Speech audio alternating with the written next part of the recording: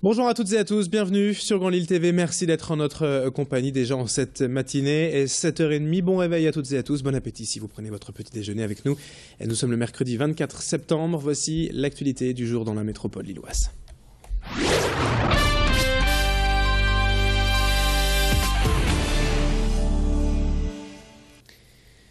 Et à la une de ce mercredi matin, tout d'abord, on ouvre ce journal avec cet épisode de pollution de la Marque à Tressin. C'est un riverain qui a donné l'alerte la semaine dernière après avoir aperçu en surface de l'eau une sorte de marée noire, laissant derrière elle des centaines de poissons morts. La mairie a donc procédé de suite à quelques études et prélèvements, et il ne s'agirait pas, semble-t-il, d'un simple dérèglement, mais bien d'une pollution plus importante. Des témoins auraient d'ailleurs assisté à un déversement et seraient prêts à témoigner. Le maire de Tressin espère que les auteurs de ce geste malsain pourront être arrêtés, car depuis plusieurs années, l'espace naturel Lille Métropole tente de protéger cet affluent de la Deule, long de 31 km entre Mont-Saint-Pévelay et Marquette, si bien que la Marque est aujourd'hui riche en biodiversité. On y trouve entre autres des carpes, des anguilles et même 2 espèces d'écrevisses. L'enquête est donc en cours sur place. La mairie de Tressin, de son côté, déposé plainte contre X. Explication complémentaire avec Alexandra Gossin.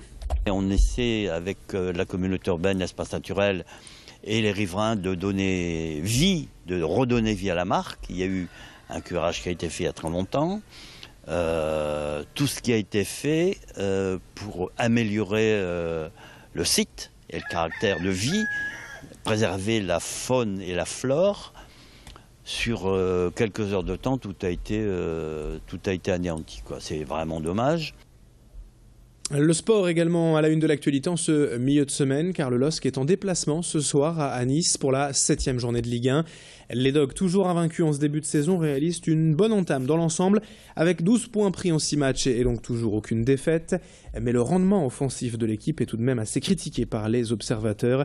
Et il est vrai qu'avec 6 petits buts inscrits en autant de rencontres, l'attaque lilloise n'est pour l'instant pas très virulente, avec en prime l'enchaînement des matchs actuellement en Coupe d'Europe ou en championnat.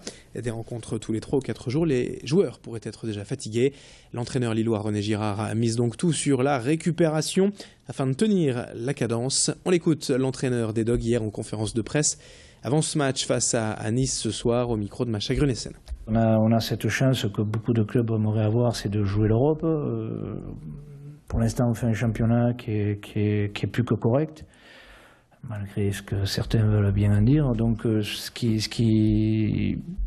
voilà, on va pas se lamenter là-dessus. Je crois qu'il faut arriver, si on veut bien figurer, que ce soit un championnat, que ce soit une Coupe d'Europe, il faut qu'on arrive à passer outre ces petits moments difficiles. Et on doit avoir d'autres moyens pour les passer. Et puis je vous le rappelle, donc le coup d'envoi de ce match Nice contre Lille ce soir, 7e journée de Ligue 1, coup d'envoi c'est à 19h. Et dans l'actualité, dans le reste de cette édition en direct, 7h33 sur Grand Lille TV, enfin la réponse pour tous les amateurs nordistes du fameux fish and chips à l'anglaise. 2 étudiants lillois viennent en effet d'ouvrir leur enseigne dans le centre de Lille en juillet dernier et prévoient même déjà d'en ouvrir une seconde prochainement à Vambrechy. Tout est parti en fait d'un voyage étudiant en Angleterre à Brighton et l'observation d'un manque évident d'une telle offre en France et dans la région. Ils ont donc déposé leur marque, laissé un peu de côté leurs études de droit et se sont lancés en autofinancement dans l'aventure. Depuis 2 mois, le premier restaurant lillois fonctionne très bien. Ils ont d'ailleurs déjà embauché 4 personnes et ne comptent pas s'arrêter là en imaginant toute une chaîne de restaurants fish and chips. Pour ce plat simple, du poisson cuit dans la chapelure et des frites, comptez 9,90 € le menu avec boisson et café.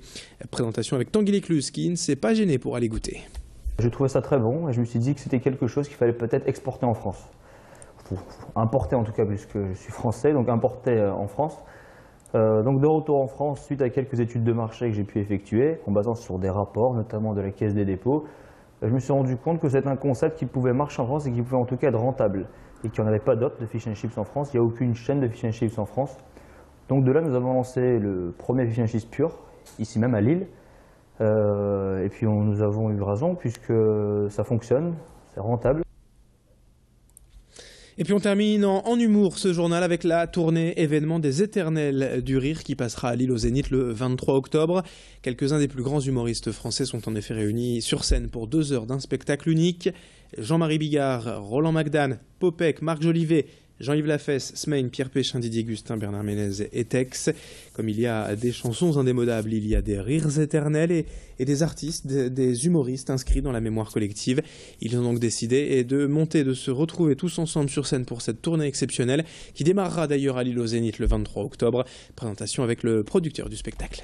Rencontre d'une dizaine d'humoristes qui ont des univers différents, mais qui, associés, se retrouvent avec un spectacle extraordinaire, avec un orchestre live, avec des hommages qui seront rendus, notamment à Coluche, à Elie Kakou, avec bien sûr des reprises de sketchs que les gens connaissent et adorent, de sketchs que les gens attendent, mais aussi beaucoup de nouveautés, des duos, des trios, des sketchs à 4, 5, 6. En plus, il y a un numéro de magie qu'on fait, c'est le numéro où je rétrécis avec l'œil. Et alors, je me souviens, un numéro formidable.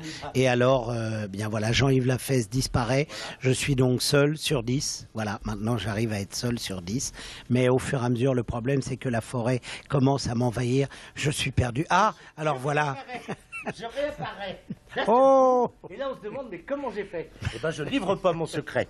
Ça, ce secret-là, vous l'aurez si vous venez le 23 novembre au Zénith de Lille à 20h. Octobre. Oh la vache! Attendez, on recommence, pardon. 7h36 en direct sur Grand Lille TV en ce mercredi 24 septembre. L'information continue dans un instant. Météo et trafic à suivre dans moins d'une minute. A tout de suite, bon réveil à tous.